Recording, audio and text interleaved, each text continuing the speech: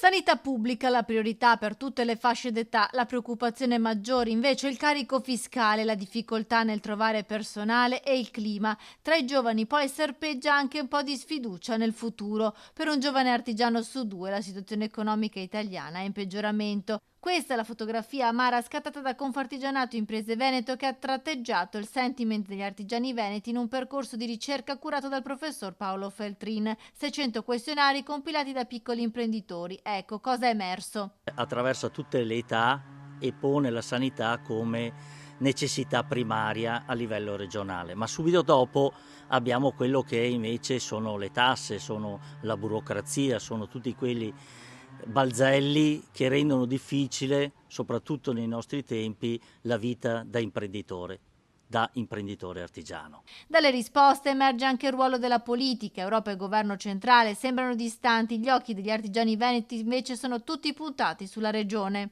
Abbiamo visto anche con le votazioni dell'8 e 9 giugno, dove circa il 69% degli intervistati non è andato a votare. C'è una disaffezione sui partiti, sulla politica centrale, cambia a livello invece locale, dove emerge che ovviamente il rapporto tra il politico e la gente e le imprese è molto più vicino, e questo aiuta a tenere dialogo, a tenere rapporto e quindi a condividere quelle che sono le necessità, sia a livello comunale, provinciale e quindi quello che noi vogliamo a livello regionale. Insomma, gli artigiani alla politica e alla regione chiedono meno ideologia, più pragmatismo. Le imprese vogliono misure concrete per lavorare meglio, meno tasse, meno burocrazia, più personale formato e una sanità che funzioni. Noi auspichiamo che il rapporto fra le categorie economiche e il nuovo governatore sia prioritario su tutto.